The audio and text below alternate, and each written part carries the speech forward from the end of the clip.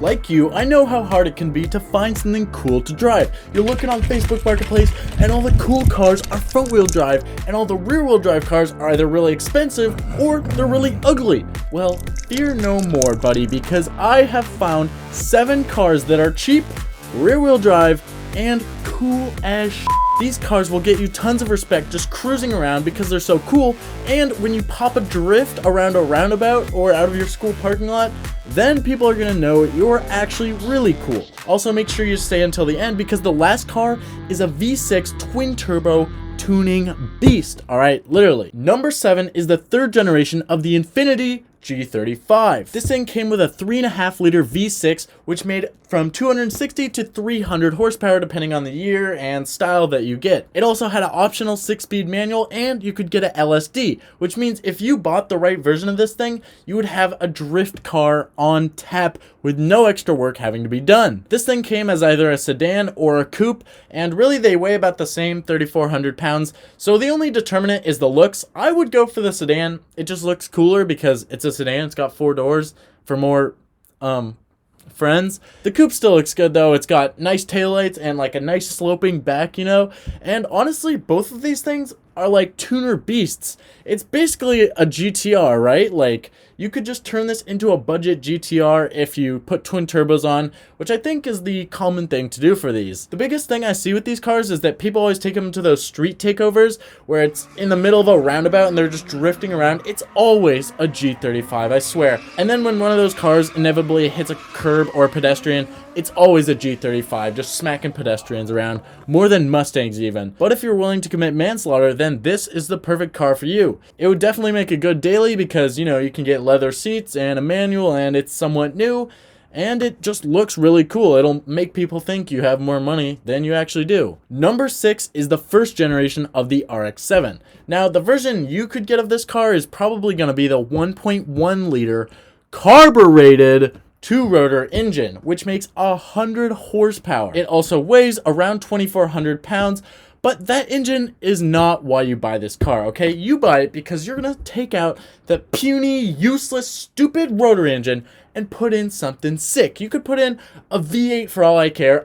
I personally would put it in a K-Series turbo. Then you literally have a better looking S2K. The thing about this car is it's like the 240Z where it has those long hoods and then the nice sloping back. It just looks so good. And you can do so much with the body, like putting a wide body on, big ass splitter and spoiler and diffuser. It looks so good. Like the sky is the limit with how you can change the looks on this car. So that's what you can do, is you can take this rear wheel drive chassis and just turn it into the perfect looking and driving car that you want. These cars are already sort of starting to go up in price because people are realizing they look actually sick. So I would think about getting one soon and then just letting it sit in your garage for the next 10 years as a project. Number 5 is the Crown Victoria Police Interceptor. So this thing came with a 4.6 liter V8 which cranked out 250 horsepower. It weighed in at 3,800 pounds though, and all of them had automatics, but that does not matter because you can put a locking diff in this bad boy and then just have a time. It's literally no traction control. You just stamp your right foot and boom, you're sliding and you're having fun. This thing looks great slammed and it just has a sort of swagger. People say, oh, it looks terrible, it looks terrible. Yeah, it looks terrible. That's the point. You buy a terrible looking car and you slam it, it becomes so cool. If you drive around in a slammed Crown Vic, especially in like a high school parking lot, you will just be getting straight stared down and no one will be able to look away. It's just cool as shit. Plus with that, you know, V8, if you straight pipe that, the sound will be so good. The best thing about the Crown Vic is that they're expendable. I mean, you can buy them for a dime a dozen. Like, you can literally find one for $2,000 that you could daily. And so that's why they're so good, is like, you can buy it, just thrash it, destroy it, crash it into a tree, and go buy another one the next day. They're that expendable. Okay, number 4 is the NA Mazda Miata. And whoa! Before you say, oh, Mazda Miata is not cool, man. It's a girl's car. I have one, alright? So watch out for my feelings, but also they are cool, okay? So I'll just be driving this bad boy around and I'll get so many compliments. People love the Miata, alright? They'll just be like, yo, man, I love your car. I'm like, thanks, bro. I know. I your girlfriend in it last night. Anyways, this thing is a 1.8 liter 4-pooper, which makes 128 horsepower, and you could get it with a limited slip differential. In addition to that, most of them were manuals. You can find an automatic, and they're usually like half the price of a manual because obviously, why would you buy a slush box Miata? That's the whole point of a Miata, is to get a manual. So anyways, this thing is a lot like the RX-7 because it makes a perfect platform for anything you want to do. You could turn it into a drift car, a race car, you know, a track car, anything that rear-wheel drive and lightness helps, it's perfect for, okay? I personally daily mine, and it's a great daily as well. So the sky's the limit. You can't change the looks as much as with the RX-7 or make it look as good, but you can still make it look really good. Once you slam this thing, like stock, they look really bad, obviously, but once you slam it, it comes out looking really good. Put some good wheels on, wide body, you're set, buddy. You're set. Number 3 is the Volvo 240. Now, this thing had an engine which made some horsepower. I'm not sure how much. Probably not a lot. But the thing about this car and this engine is the engine is tunable. Like, some of them came with turbos on them, and it's an iron block, basically a touge Z with 2 less cylinders, and you can tune them up to make as much horsepower as you want, I've heard. And yeah, this is a really fun car just because of the tuning and the simplicity. They weigh around 3,000 pounds, but that did not stop them back in their day of dominating in rally and in race. Nowadays, they dominate the drift track, and you can see why. I mean, rear-wheel drive, very simple, good chassis. The thing I would use this for, though, is just slamming it, because this is really where they shine, is they just look so good when they're slammed. You know, you have that rear-wheel drive so you can pop a drift whenever you want, and you have that Swedish boxy style.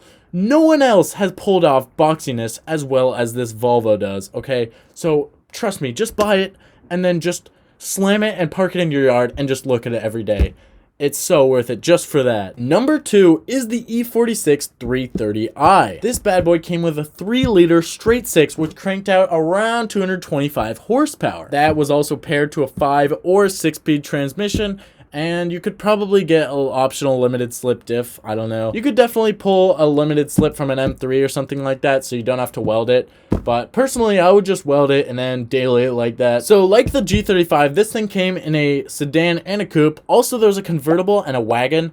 Don't get those. The wagon's heavier, and the convertible, it's probably heavier than the coupe. It's ugly. It's useless because it's convertible. So just coupe or sedan. And the sedan is honestly the one I would go for. Like the G35, it just looks cooler than the coupe because it's a sedan, man. Like, they're just cool. You know, you can put people in the back. You walk around wearing a suit. I would just have it be really clean, you know, black paint, like whatever color paint, and just like polish it all the time and have a nice car, because this thing still looks somewhat modern. So they weigh anywhere from 2,800 to 3,600 pounds. The coupe tends to be lighter, so you could, you know, let that influence your decision. The sedan's probably better for a daily. The coupe's probably better for, you know, a sports car or like a drift car or something. And as far as builds go, I would definitely go for like a turbocharger on here. You know, you cannot beat a BMW straight 6 with a turbo on it. It would just be so fun.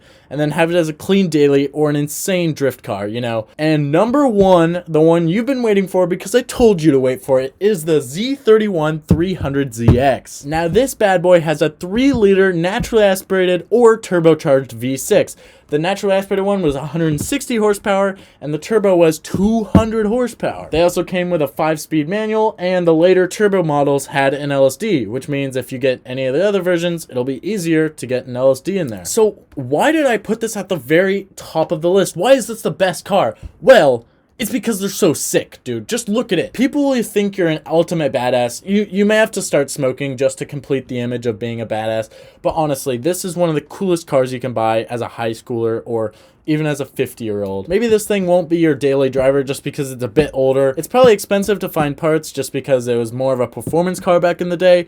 But that's fine. It would make a sick project. You know, rear-wheel drive V6, really tunable. This would be such a fun car to own and to modify. So make sure to comment below which car you would buy or are going to buy, and then tell us what build you would do or are going to do. Personally, out of all this list, I would definitely buy the FB and then put a K series with a fat ass turbo on it and just go like a million miles an hour and have it look like a spaceship. That's, I think, the ideal build out of all this. Also, make sure to subscribe if you enjoyed this video, because I'll be making a lot more videos very similar to this one.